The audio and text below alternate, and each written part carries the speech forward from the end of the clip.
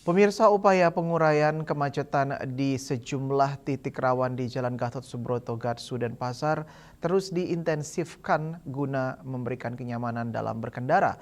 Langkah ini dilakukan melalui kolaborasi lintas sektor serta penerapan rekayasa lalu lintas berbasis kondisi faktual di lapangan.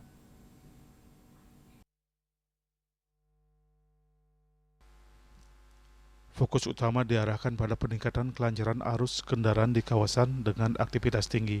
Kepala Dinas Perhubungan Kota Denpasar, Ketut Sriawan mengatakan salah satu rekayasa utama dilakukan di kawasan pusat aktivitas sekitar Living World. Berdasarkan evaluasi lapangan, kendaraan dari arah timur yang sebelumnya diperbolehkan belok kanan langsung menuju Living World kini tidak lagi diizinkan. Perubahan tersebut dilakukan dengan pemasangan road barrier atau barrier beton bekerjasama dengan kepolisian termasuk Polda Bali. Sebagai alternatif, arus kendaraan diarahkan melalui Simpang Noja Gatsu, kemudian ke Jalan Seroja, belok kiri di traffic light Kenyeri ke arah timur, dan masuk melalui pintu yang telah ditentukan. Pola ini diterapkan untuk mengurangi titik persilangan kendaraan yang memicu kemacetan. Rekayasa serupa juga diterapkan di Simpang Suli yang terhubung langsung dengan Jalan Gatsu. Kendaraan dari arah selatan masih diperbolehkan belok kiri ke arah Sari Gading dan belok kanan langsung, namun dari arah Jalan Ratna khususnya pada jam sibuk pukul 16.00 hingga 18.00 WITA, kendaraan roda 4 dibatasi untuk tidak bergerak ke arah barat. Pembatasan ini bertujuan mengurangi crossing di simpang tersebut.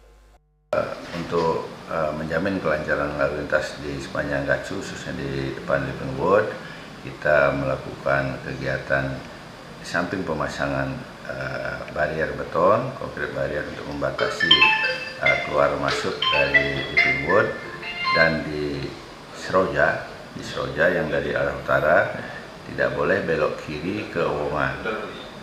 Karena yang dari timur yang mau ke Living World, dia harusnya minta dia di depan Living World belok kanan, kita larang, dia harus masuk ke jalan Noja Saraswati menuju ke Owongan. Sehingga yang dari Owongan, kendaraan roda 4 lurus ke barat, masuk ke Seroja, belok kiri di lampu merah, baru masuk Living World.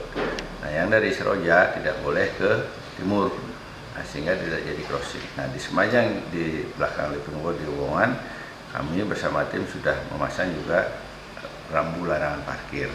Nah, ini juga harus dipatuhi oleh masyarakat sehingga tidak terjadi penumpukan kendaraan di badan jalan. Ya.